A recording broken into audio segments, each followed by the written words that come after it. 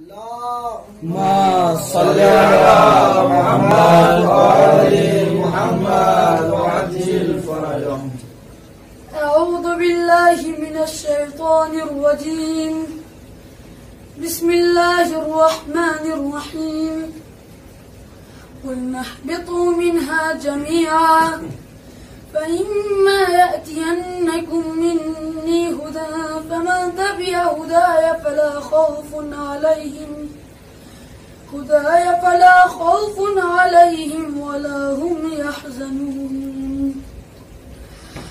والذين كفروا وكذبوا بآياتنا أولئك أصحاب النار هم فيها خالدون. يا بني إسرائيل اذكروا نعمتي التي أنعمت عليكم وأوفوا بيحدي أوف بيحدكم وإياي فارهبون. وآمنوا بما أنزلت مصدقا لما معكم ولا تكونوا أول كافر به ولا تشتروا بآياتي ثمنا قليلا وإياي فاتقون. ولا تلبسوا الحق بالباطل وتكتموا الحق وأنتم تعلمون. وأقيموا الصلاة وآتوا الزكاة واركعوا مع الراكعين. أتأمرون الناس بالبر وتنسون أنفسكم أوأنتم تتلون الكتاب أفلا تعقلون. واستعينوا بالصبر والصلاة وإنها لكبيرة إلا على الخاشعين الذين يظنون أنهم ملاقو ربهم وأنهم إليه راجعون. يا بني إسرائيل اذكروا نعمتي التي أنعمت عليكم وأني فضلتكم على العالمين. واتقوا يوما لا تجزي نفس عن نفس شيئا ولا يقبل منها شفاعة ولا يؤخذ منها عدل ولا هم ينصرون.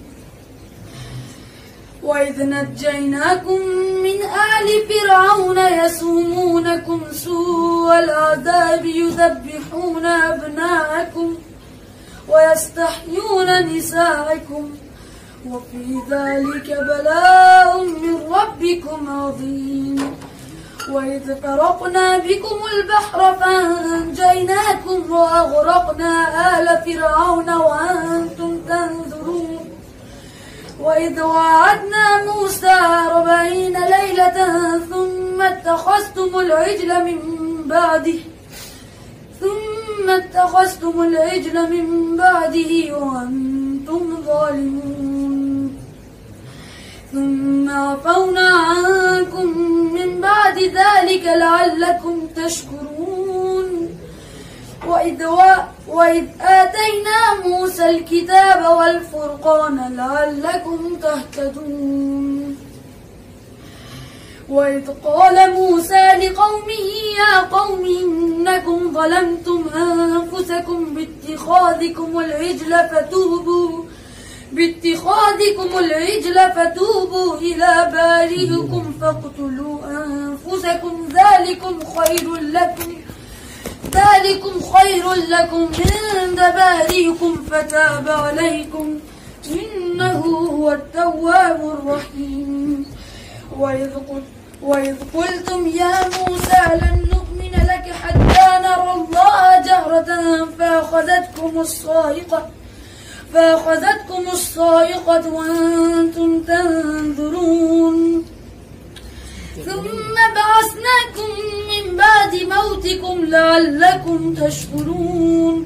وظللنا عليكم الغمام وأنزلنا عليكم المن والسلوى كلوا من طيبات ما رزقناكم وما ظلمونا ولكن كانوا أنفسهم يظلمون.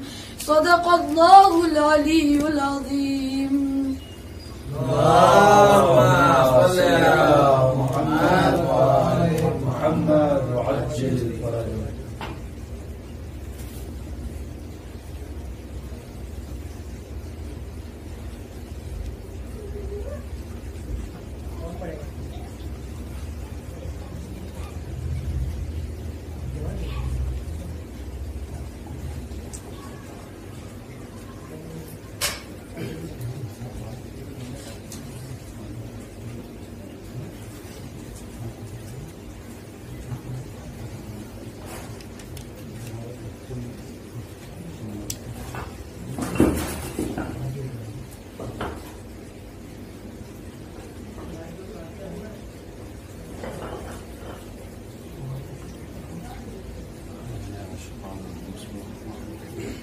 ایک سوال پڑھے محمد و آل محمد. اللهم صل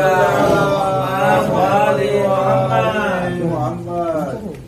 شعر دیکھیں گے کہ ستم کے شہر میں رہ کر حسین جیت گئے. سبحان اللہ. ستم کے شہر میں رہ کر حسین جیت گئے. لگاؤ نعرہ حیدر حسین جیت گئے. ستم کے شہر میں رہ کر حسین جیت گئے. لگاؤ نعرہ حیدر حسین جیت گئے. اور یہ مسجدیں یہ اذانیں بتا رہی ہیں ہمیں یزید ہار گیا پر حسین جیت گئے. یزید ہار گیا پر حسین جیت گئے. اور صدائے اشہد ان لا الہ الا اللہ، صدائے اشہد ان لا الہ الا اللہ یہ کہہ رہی ہے برابر حسین جیت گئے. یہ کہہ رہی ہے برابر حسین جیت گئے. اور تمام مرحب و انتر کی نسل ہار گئی. تمام مرحب و انتر کی نسل ہار گئی. قرار فاتح خیبر حسین جیت گئے. قرار فاتح خیبر حسین جیت گئے. اور بندے تھے ہاتھ مگر بنت فاطمہ سب کو، بندے تھے ہاتھ مگر بنت فاطمہ سب کو. بتا رہی تھی برابر حسین جیت گئے. بتا رہی تھی برابر حسین جیت گئے. اور گلا کٹا کے بھی اپنا بلا کے جنگل میں، گلا کٹا کے بھی اپنا بلا کے جنگل میں بطول پاک کے دلبر حسین جیت گئے. بطول پاک کے دلبر حسین جیت گئے. اور ابو لہب کے طرفدار سب کے سب ہارے. ابو لہب کے طرفدار سب کے سب ہارے.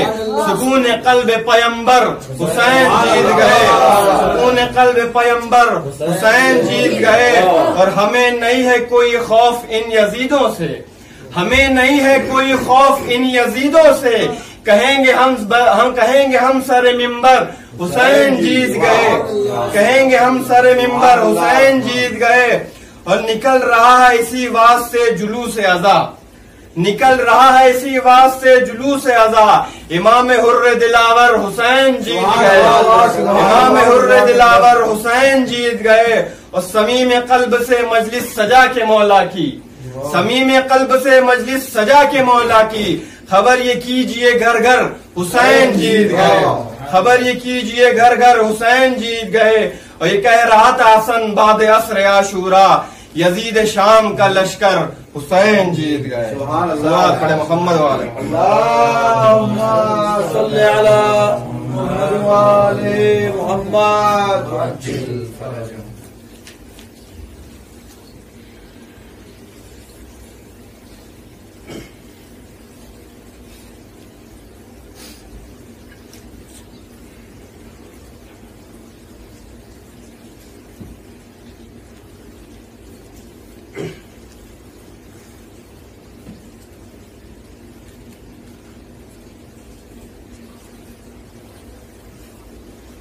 رحم اللہ من قرأ الفاتحہ.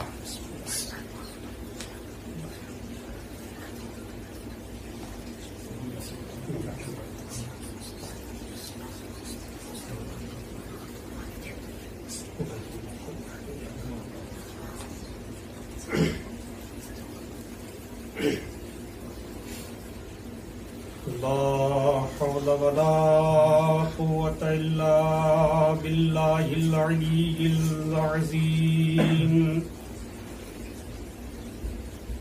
أعوذ بالله من الشيطان الرجيم.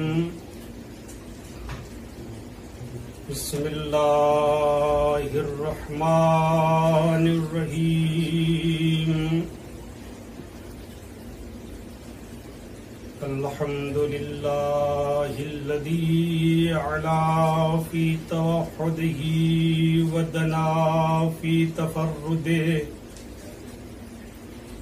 وجل فی سلطانہ وعظما فی ارکانہ وقهر جميع الخلق بقدرته وبرهانه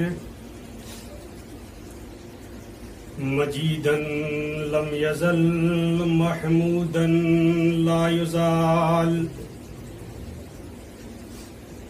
بارئ المسموكات ودائح المدهوات وجبار الأرضين والسماوات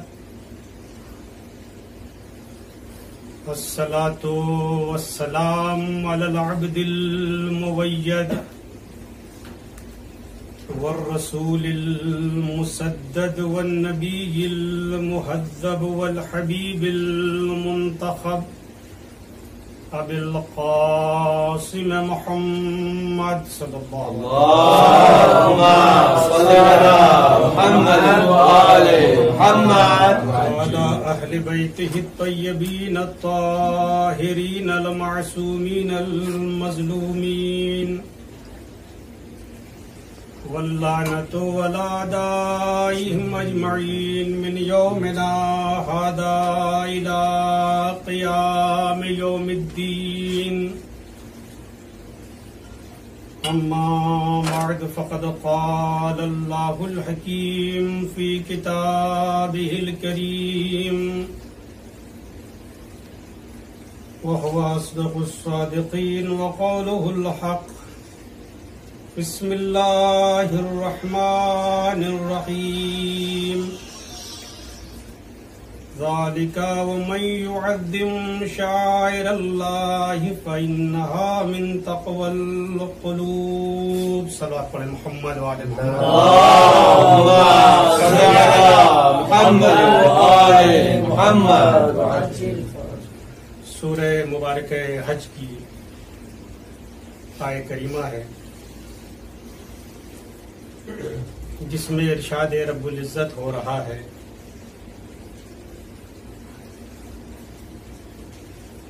کہ اسی طرح اور جس نے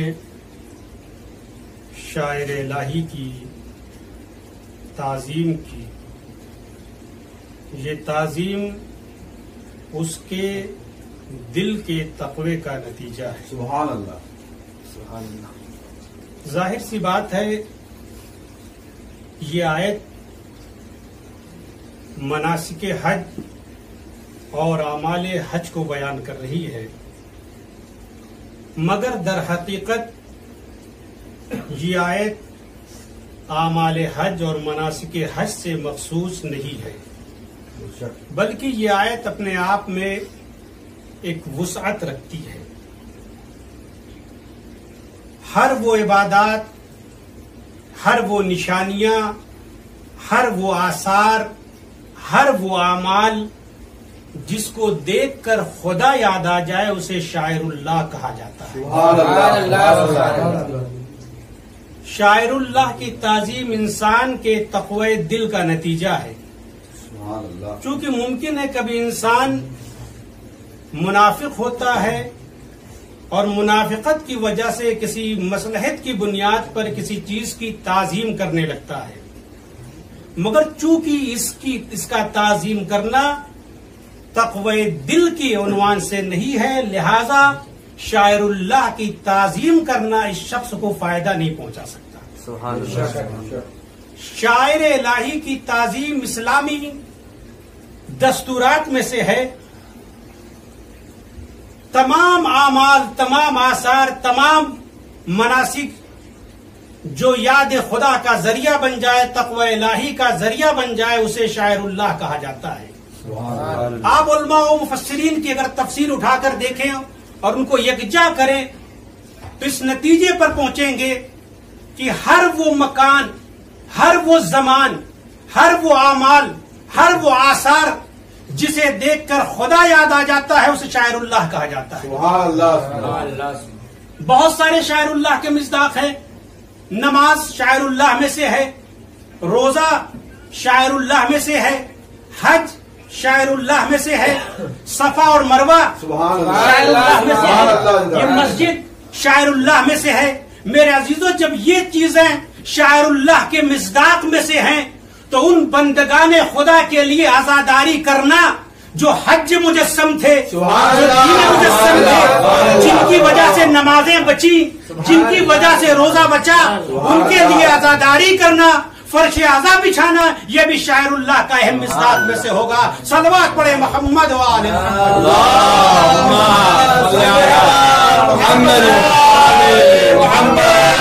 ہر وہ مکان اور زمان جسے دیکھ کر خدا یاد آ جائے اسے شاعر اللہ کہا جاتا ہے.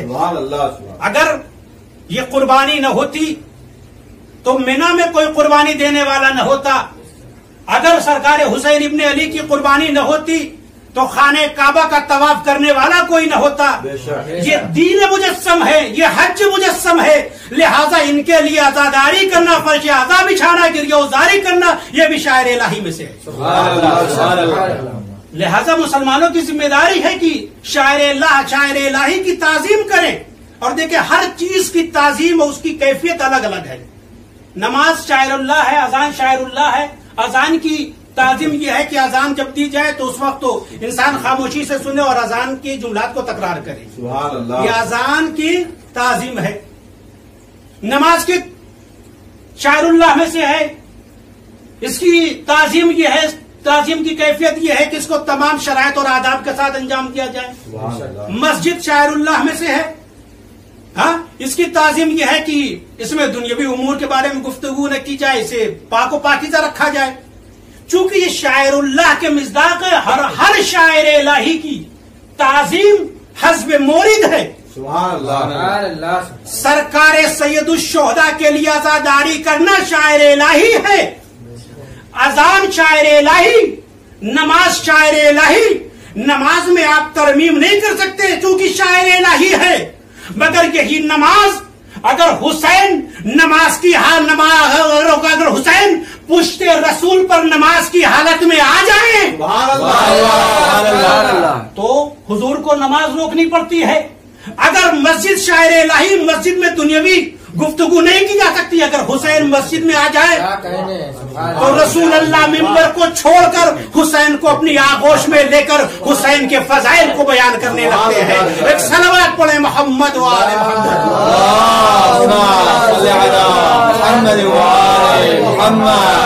سرکار سید الشہداء کے لیے عزاداری کرنا شاعر الہی ہے، اہم شاعر الہی ہے. جو قربانی 10 ذی الحجہ کو انجام پائی وہ شاعر الہی بن جائے، اور جو قربانی 10 محرم کو انجام پائے وہ شاعر الہی نہ بن پائے. سرکار حسین ابن علی نے جان و مال کی قربانی دی. اللہ کے ہی استجابت دعا،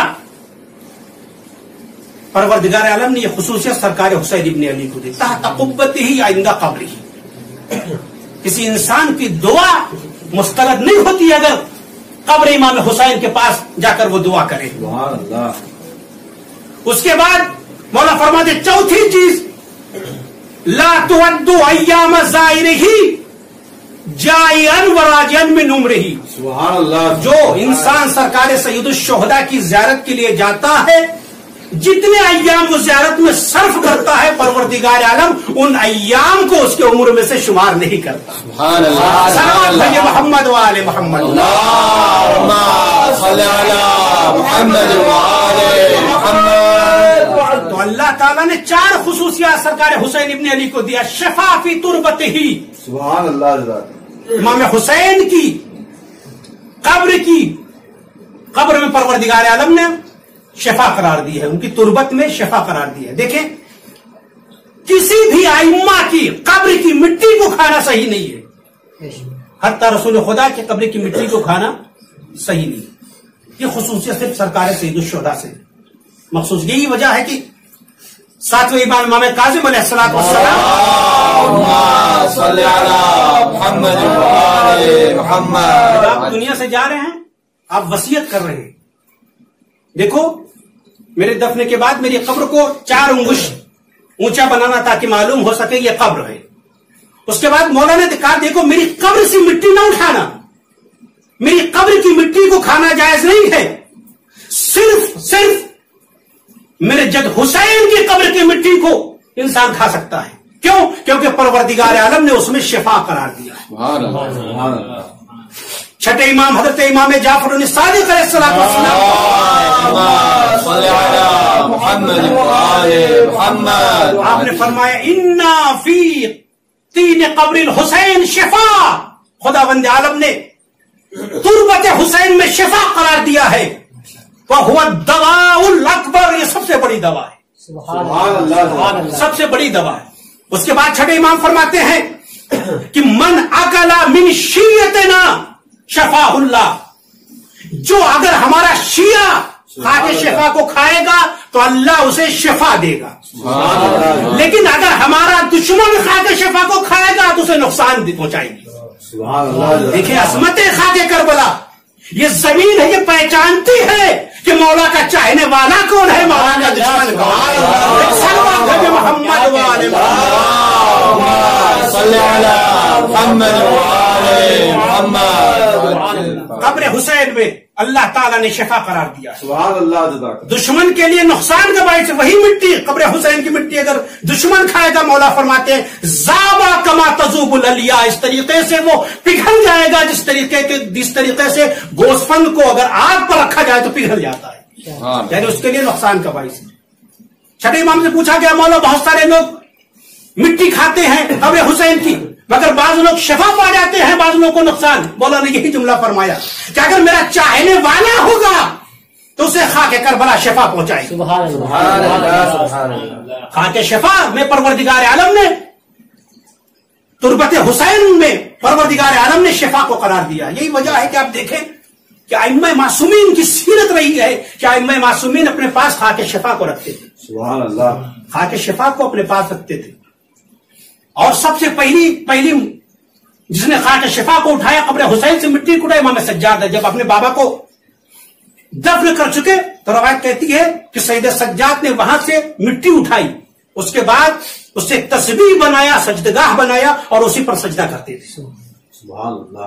تو خاک شفا کے بارے میں ہے بھی کہ اگر انسان خاک شفا کی تسبیح اپنے جیب میں بھی رکھے نہ پڑھے تو وہ تسبیح اس کے لیے استغفار کیا کر سکتا ہے. یہ خاک شفا کی بڑی عظمت ہے.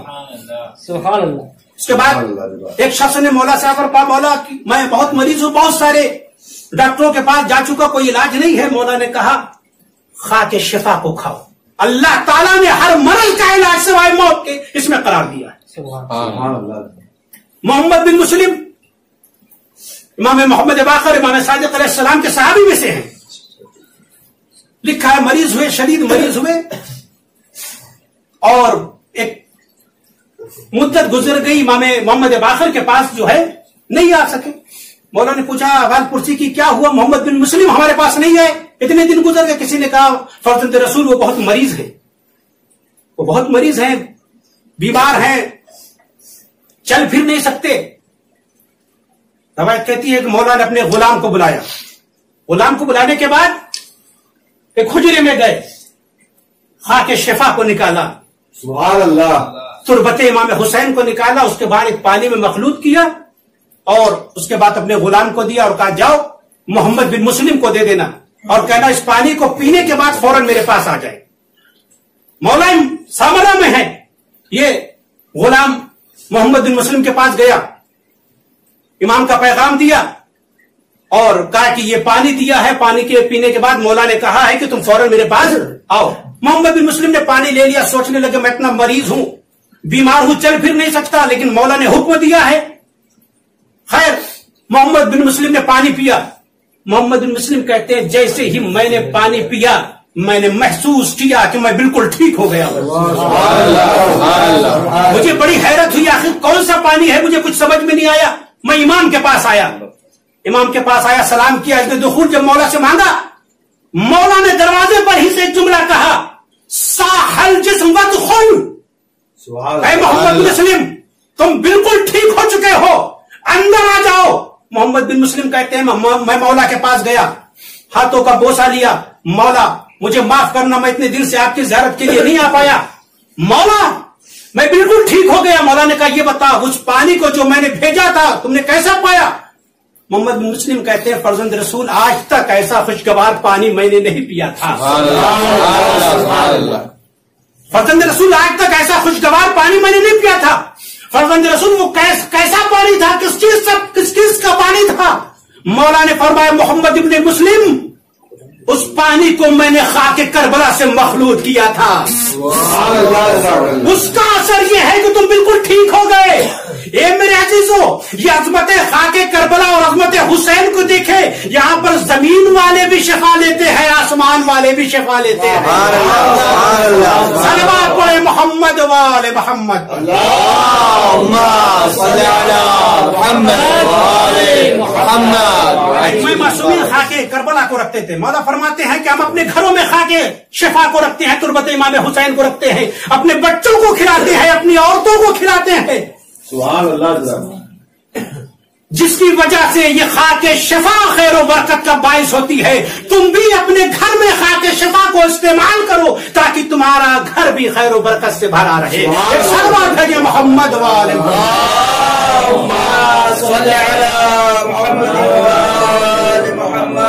اللہ تعالیٰ نے امام حسین کو شہادت کے بدلے جو عوض دیا ہے الشفا فی تربتہ، امام حسین کی تربت میں شفا قرار دیا ہے۔ سبحان اللہ۔ لکھا ہے کہ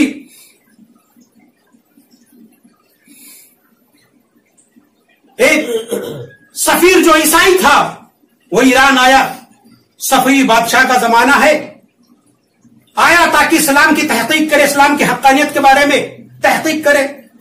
یہ سفیر جو آیا تھا عیسائی مذہب کا تھا، بہت بڑا عالم تھا، پڑھا لکھا آدمی تھا، علم نجوم اور علم غریبہ اور علم محاسبات میں مہارت رکھتا تھا۔ شہر اصفہان میں آیا تاکہ اسلام کے بارے میں، اسلام کی حقانیت کے بارے میں تحقیق کرے۔ صفوی بادشاہ نے ملک کے بڑے بڑے علماء کو بلایا، کہا آؤ ان سے بحث کی جائے، گفتگو کی جائے، اسلام کی حقانیت کی تحقیق کرنے کے لیے آیا ہے، ثابت کرنے، اس کے سامنے ثابت کرو۔ بڑے بڑے علماء آئے، لکھا ہے کہ وہاں پر فیض کاشانی بھی حاضر ہوئے، فیض کاشانی، محسن فیض کاشانی بھی آئے۔ سوال و جواب کا سلسلہ جاری ہے، بہت بڑا اپنے آپ کو عالم سمجھ رہا ہے، عیسائی مذہب ہے چونکہ۔ فیض کاشانی نے کہا کہ عام طور سے جب کوئی سفیر کسی ملک بھیجا جاتا ہے وہ پڑھا لکھا ہوتا ہے، ظاہر تم بھی پڑھے لکھے ہو گے۔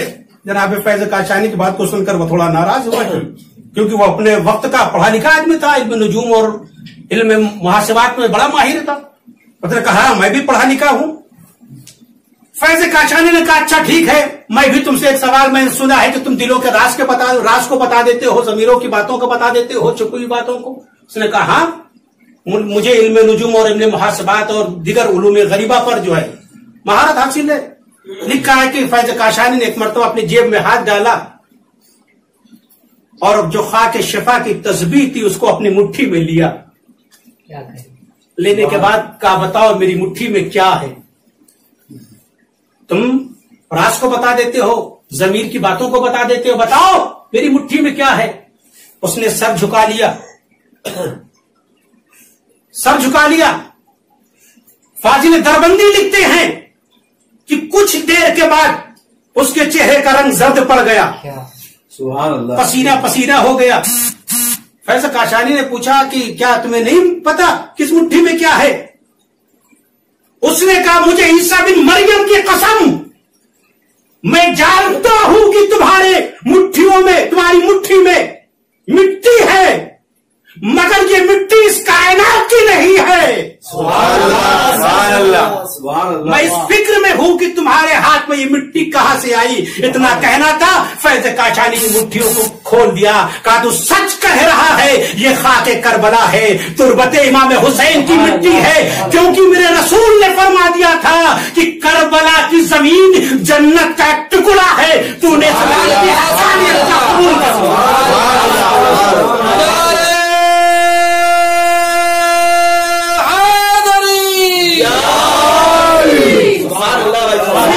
حقانیت کا قبول کر لیا، میرے رسول کی رسالت کو بھی تصدیق کر دیا، کیونکہ میرے رسول نے فرمایا تھا کہ کربلا کی زمین جنت کی ٹکڑوں میں سے ایک ٹکڑا ہے.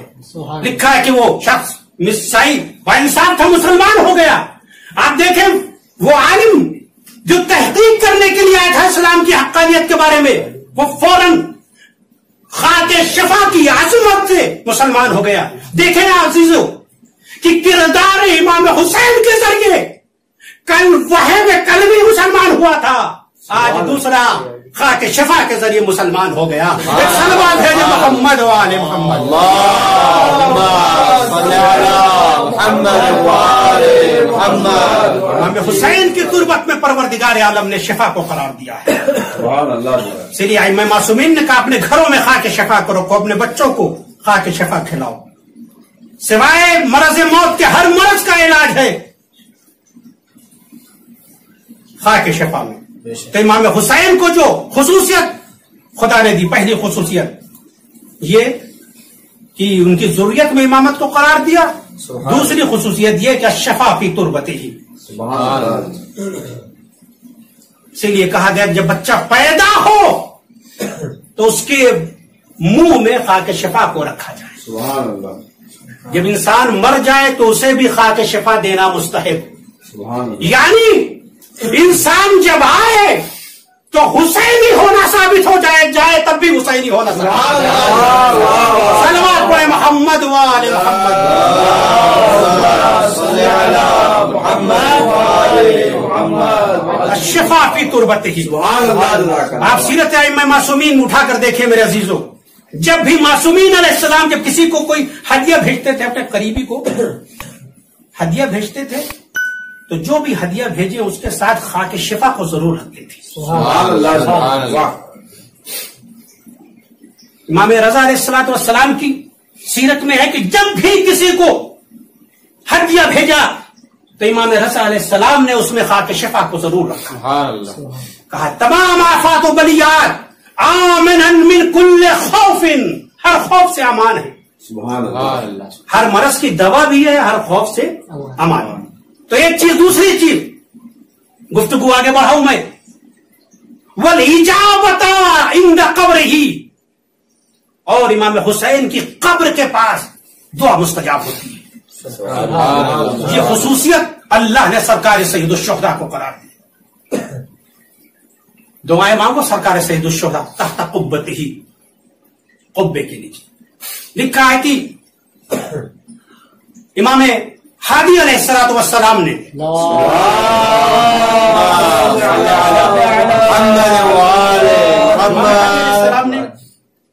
اپنے صحابی کو بلایا، ابو ہاشم جعفری کو بلایا، کہا کہ جاؤ اور کربلا جا کر میرے لیے دعا کرو. امام صادق علیہ السلام کے بارے میں بھی ہے اور امام ہادی علیہ السلام کے بارے میں بھی ہے. امام نے بلایا، امام ہادی علیہ السلام نے کہا کہ ابو ہاشم جعفری جاؤ، کربلا جاؤ اور میرے لیے امام حسین کی قبر کے پاس جا کر دعا کر. یہ ابو ہاشم جعفری نکلے، دوسرے صحابی ملے، کہا کہاں جا رہے ہو؟ کہا کہ مولا نے بھیجا ہے کہ قبر حسین کے پاس جا کر میں ان کے لیے دعا کروں. تو انہوں نے کہا ہو سکتا ہے مولا یہ چاہ رہے ہوں کہ تم زیارت کر لو جا کر، کیونکہ وہ خود ایک حائر ہے، وہ خود ایک محترم ہے، وہ خود حجت خدا ہے، خود وہ ولی خدا ہے. ابو ہاشم جعفری کے ذہن میں سوال پیدا ہو گیا کہ آخر واقعی امام ہادی مجھے زیارت کے لیے بھیجنا چاہتے ہیں یا واقعی دعا کے لیے مجھے بھیج رہے ہیں اپنے لیے؟ واپس آئے تاکہ یہ شبہ زائل ہو جائے. آ کر پوچھا فرزند رسول، آپ مجھے واقعی امام حسین کی قبر کے پاس جا کر دعا کے لیے بھیج رہے ہیں یا مجھے زیارت کرنے کے لیے بھیج رہے ہیں؟ چونکہ آپ بھی حجت خدا ہیں، آپ بھی ولی خدا ہیں، آپ بھی ایک حائر ہیں. مولا نے کہا یہ بتاؤ خانہ کعبہ افضل ہے یا رسول اللہ افضل ہے؟ عرفات افضل ہے یا رسول خدا افضل ہے؟ خانہ کعبہ کی طواف کے لیے رسول اللہ کو کہا گیا، حجر اسود کے بوسے کے لیے رسول اللہ کو کہا گیا، ہاں، اور عرفات میں وقوف کے لیے رسول اللہ کو کہا گیا، جبکہ رسول خدا ان تمام چیزوں سے افضل ہے. لیکن دیکھو، یاد رکھو ابو ہاشم جعفری، ہر چیز کا حق ہے. سبحان اللہ. خداوند عالم نے ہر چیز کے لیے حق قرار دیا ہے، اور سرکار حسین ابن علی کے حرم کا حق یہ ہے کہ ان کی قبر پر جا کر دعا کی جائے. ایک صلوات بھیجے محمد.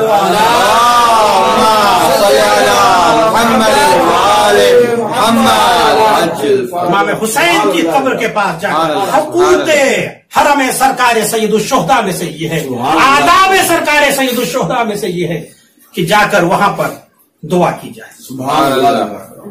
یہ ہے امام حسین کی خصوصیات جو پروردگار عالم نے انہیں عطا کی ہے. ضروریت میں امامت کو قرار دیا اور شفا تربت میں قرار دیا. وَنِجَابَتَ عِنْدَ قَبْرِهِ، اور اس کے بعد وہ زائر جو سرکار سید الشہداء کی زیارت کے لیے جاتا ہے، جتنے ایام زیارت میں صرف کرتا ہے، خداوند عالم اس ایام کو اس کی عمر کے دنوں میں شمار نہیں کرتا. سبحان اللہ.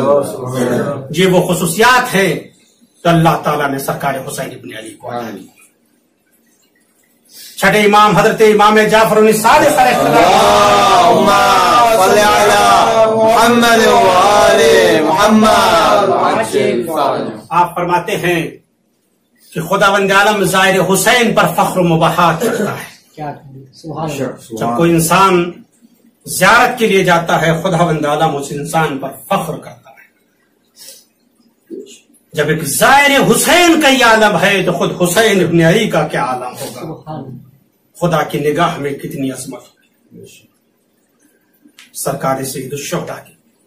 یہ وجہ ہے کہ کربلا کی زمین وہ زمین ہے جہاں پر ملائکہ آ کر گریا کرتے ہیں سرکار حسین ابن علی پر. حسین ابن علی پر آ کر آنسو بہاتے ہیں. یہ امام حسین کی خصوصیات میں سے ہے، اور کیوں نہ ہو، کیونکہ حسین نے دین کی خاطر جان و مال کو قربان کر دیا. اس دین کی بقا کے خاطر حسین نے علی اکبر کا کلیجہ دیا. اس دین کی بقا کے خاطر حسین نے عباس کے بازو دیے. اس دین کی بقا کے خاطر حسین نے علی اصغر کا گلا دیا. بس میرے عزیزو، گفتگو تمام ہو گئی. سالوں سال ہمیں محرم کا انتظار رہتا ہے کہ محرم آئے گا تو ہم خوب عزاداری کریں گے، دل کھول کر حسین پر ماتم کریں گے، حسین پر آنسو بہائیں گے. مگر دیکھتے دیکھتے شب عاشور آ گئی. ابھی ہم حسین کا ماتم بھی دل کھول کر نہیں کر سکے، حسین پر آنسو بھی نہیں بہا سکے. ہاں میرے عزیزو، آج کے مصائب کے لیے اتنا ہی کیا کم ہے کہ آج شب عاشور ہے. شب عاشور بڑی قیامت کی شب ہے. شب عاشور کے لیے اتنا ہی کیا کم ہے، بس اتنا سمجھ لیجئے کہ ابھی زہرا کا لال سلامت ہے. کل اس وقت تک زہرا کا بھرا گھر اجڑ چکا ہوگا.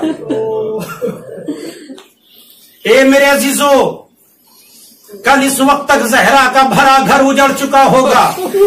سیدانیاں خاک نشین ہوں گی، واہ حسینہ والیہ کا ماتم بپا ہوگا. اے میرے عزیزو، شب عاشور بڑی قیامت کی شب ہے. آج کی شب اپنے بچوں سے پیار نہ کرنا. اگر شب میں کسی بیوی کو اپنے بچے سے پیار آ جائے تو دل پر ہاتھ رکھ کر کہنا، ہائے ام رباب تیری کھوجی. اے میرے عزیزو، جیسے ام رباب اجڑی نا، ویسے کوئی بیوی نہ اجڑی. رباب کے پاس دو ہی امانتیں تھی، اصغر کربلا میں چھٹ گیا، سکینہ زندان شام. اے میرے عزیزو، لکھا ہے کہ دو بیویاں دو چیزیں لے کر گئی ہے. کربلا سے دو بیویاں دو چیزیں لے کر گئی ہے. ایک رباب علی اصغر کا جلا ہوا جھولا مدینہ لے گئی ہے، اور ایک عباس کی بہن زینب عباس کی خوبھری سپر مدینہ لے کر گئی۔ اے میرے عزیزو، یہ وہی شب عاشور ہے، یہ وہی شب عاشور ہے جس شب میں زینب کا دل بڑا بے قرار ہے۔ اے رات نہ ڈھلنا کہ اجڑ جائے گی، زینب کا دل بے قرار ہے۔ زینب آ کر کہتی بھیا آپ نے اپنے اصحاب کو آزما لیا۔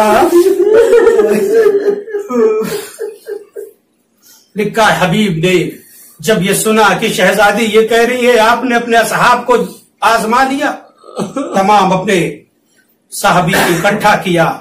اس کے بعد سرکار حسین ابن علی کی خیمے میں آئے، اپنے اپنے نیزے کو اپنے اپنے سینے سے لگایا، کہا فرزند رسول اگر آپ حکم دے تو ہم ابھی اپنے نیزوں پر اتنا زور دیں کہ وہ پشت کی طرف سے نکل جائیں۔ بس یہی وہ رات ہے کہ سرکار حسین ابن علی نے وہ تاریخی جملہ کہا کہ خدا کی قسم جیسے اصحاب مجھے ملے نہ میرے بابا کو ملے نہ میرے بھائی کو ملے۔ لکھا شب عاشور حسین مقتل کا معائنہ کرنے کے لیے نکلے، رات کی تاریکی ہے، سرکار حسین ابن علی مقتل کا معائنہ کر رہے ہیں۔ نافع ابن ہلال کہتا ہے میں نے دیکھا کہ حسین مقتل کی طرف تنہا جا رہے ہیں، لہذا میں نے سوچا مناسب نہیں ہے کہ حسین تنہا جائے، لہذا میں بھی حسین کے پیچھے پیچھے چل دیا۔ جب کچھ دور چلا گیا تو ایک مرتبہ سرکار حسین ابن علی نے کہا اے نافع آ گئے ہو تو چلے آؤ، آؤ میں تمہیں منظر دکھائے دیتا ہوں۔ اے نافع وہ جگہ دیکھ رہے ہو وہاں پر میرا بیٹا علی اکبر مارا جائے گا۔ اے نافع تم اس جگہ کو دیکھ رہے ہو نا، اس جگہ پر قاسم کا لاشا پامال کیا جائے گا۔ اے نافع اس جگہ کو تم دیکھ رہے ہو وہاں پر میرا برابر کا بھائی عباس مارا جائے گا۔ حسین تمام مناظر کو دکھا رہے ہیں۔ ایک مرتبہ نافع کہتا ہے آقا اس نشیب سے کسی بیوی کے رونے کی آواز آ رہی ہے۔ نافع کہتے ہیں مولا کسی بیوی کی رونے کی آواز آ رہی ہے۔ ایک مرتبہ امام مظلوم فرماتے ہیں ہاں میری دکھیا ماں ہے جو کربلا کے بدلے میرا بچہ ہے میرے خطا۔ ہاں میرے عزیزو یہ شب عاشور گزری، روز عاشور نمودار ہوا، ایک ایک صحابی درجہ شہادت پر فائز ہو رہا ہے۔ جب تمام عزیز و اقارب درجہ شہادت پر فائز ہو چکے تو ایک مرتبہ حسین نے آواز استغاثہ کو بلند کیا، حل من ناصر ینصرنا، ہے کوئی جو میری مدد کو آئے۔ حسین کی آواز استغاثہ کو سن کر علی اصغر نے اپنے کو جھولے سے گرا دیا۔ خیام حسین سے رونے کی آواز بلند ہوئی، آواز بلند ہوئی۔ ایک مرتبہ امام مظلوم خیمے میں آئے، کہا بہن زینب کیا کسی بچے کی شہادت واقع ہو گئی ہے؟ کہا بھیا حسین آپ کی آواز استغاثہ کو سن کر علی اصغر نے اپنے آپ کو جھولے سے گرا دیا۔ حسین نے کہا لاؤ میں اسے پانی پلائے لاتا ہوں۔ ایک مرتبہ حسین نے علی اصغر کو آغوش میں لیا۔ ایک مرتبہ فوج اشقیاء کے پاس آئے، اے فوج اشقیاء اگر تمہاری نگاہ میں یہ حسین خطا بار ہے تو اس بچے نے تو کوئی خطا نہیں کیا، دیکھو اسے یہ پیاسا ہے میں اسے زمین پر لٹائے دیتا ہوں، خدا کر تم اسے پانی پلا دینا۔ لیکن کوئی جواب نہ آیا۔ ایک مرتبہ حسین نے پھر علی اصغر کو اپنی آغوش میں لیا، ایک جملہ کہا اے بیٹا علی اصغر تم حجت خدا کے فرزند ہو، تم اپنی حجت کو تمام کر دو۔ علامہ شیخ شوستری کے جملہ لکھتے ہیں کہ ایک مرتبہ ایک جملہ کہتے ہیں کہ اب بچہ پیاس کی شدت کی وجہ سے اس قدر نڈھال ہو چکا تھا کہ بچے کو تیر ہرملہ کی ضرورت نہیں۔ علامہ شیخ شستری لکھتے ہیں شدت آتش کی وجہ سے اس بچے کو تیر ہرملہ کی ضرورت نہیں تھی، مگر لو عزیزو ایک مرتبہ تیر ہرملہ چلا، بچہ باپ کے ہاتھوں پر منقلب ہو گیا۔ ایک جملہ اور پڑھوں گا، مجلس تمام۔ ابو مخنف کہتا ہے، ابو مخنف کا جملہ ہے، وہ لکھتا ہے کہ جب حسین علی اصغر کے لاشے کو خیمے کی طرف لے کر جا رہے تھے تو علی اصغر کے سینے سے تازہ خون ابل رہا تھا۔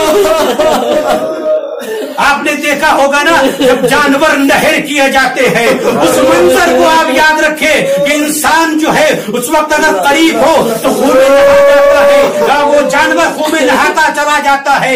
ایک مرتبہ ابو مخنف کہتا ہے کہ جب حسین علی اصغر کو لے کر جا رہے تھے تو حسین علی اصغر کو لے کر جا رہے تھے تو علی اصغر کے سینے سے تازہ خون نکل رہا تھا اور حسین خون میں نہاتے چلے جا رہے تھے، حسین خون میں نہاتے چلے جا رہے تھے۔ یہی وجہ ہے کہ اب حسین کبھی خیمے کے پاس جاتے ہیں اور کبھی واپس آ جاتے ہیں اور واپس آ جاتے ہیں۔ حسین کی ہمت نہیں ہوتی، مگر ایک باپ ہے نا، باپ نے ہمت کو باندھا اور باندھنے کے بعد ایک مرتبہ خیمے کے اندر حسین داخل ہوئے۔ رباب نے ابھی اس چہرے حسین کو دیکھا، سمجھ گئی، ایک جملہ کہا، یا بنیا مثل کا اے میرے بچے، کیا تیرے جیسے بھی نہر کیے جاتے ہیں؟ حسین نے ابا کا دامن ہٹا دیا۔ سکینہ نے وہ منظر دیکھا، ایک چیخ مار کر کہا، اے بابا میرا بھیا شہید ہو گیا۔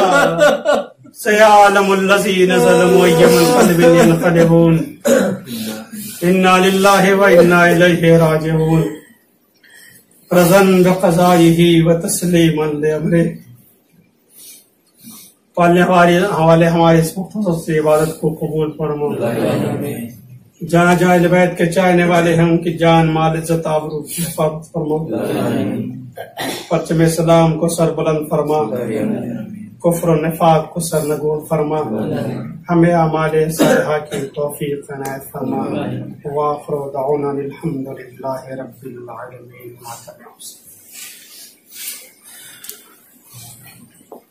حسین یا حسین یا حسین یا حسین یا حسین یا حسین یا حسین یا حسین یا حسین یا حسین یا حسین یا حسین یا حسین یا حسین یا حسین۔ اصغر کے جنازے کو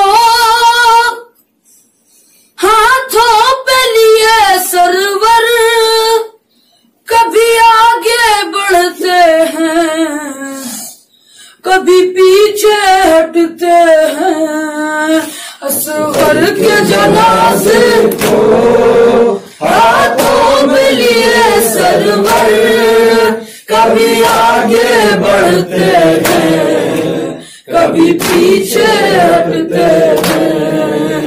اصغر کے جنازے کو ہاتھوں میں لیے سرور، کبھی آگے بڑھتے ہیں کبھی پیچھے ہٹتے ہیں۔ ایک درد کلیجے میں، ایک آیت ہونٹوں پر، کبھی آگے بڑھتے ہیں کبھی پیچھے ہٹتے ہیں۔ اصغر کے جنازے کو ہاتھوں میں لیے سرور، کبھی آگے بڑھتے ہیں کبھی پیچھے ہٹتے ہیں۔ محسن کی شہادت کا غم تازہ ہوتا ہے، 6 ماہ کے بچے کا ہاتھوں پہ جنازہ ہے، قابو میں نہیں آتا سرور کا دل مضطر، کبھی آگے بڑھتے ہیں کبھی پیچھے ہٹتے ہیں۔ اصغر کے جنازے کو ہاتھوں میں لیے سرور کبھی آگے بڑھتے ہیں کبھی پیچھے ہٹتے ہیں. اسلام کی نصرت کو وہ رن میں چلایا اس ننھی سی گردن پر وہ تیر ستم کھایا بے شیر کے ہنسنے کا آنکھوں میں لیے منظر کبھی آگے بڑھتے ہیں کبھی پیچھے ہٹتے ہیں. اصغر کے جنازے کو ہاتھوں میں لیے سرور کبھی آگے بڑھتے ہیں کبھی پیچھے ہٹتے ہیں. مقتل میں قیامت کی ایک وہ بھی گھڑی آئی شبیر کے غربت میں اللہ ہر تنہائی ششماہ مجاہد کا چہرے پہ لہو مل کر کبھی آگے بڑھتے ہیں کبھی پیچھے ہٹتے ہیں. اصغر کے جنازے کو ہاتھوں میں لیے سرور کبھی آگے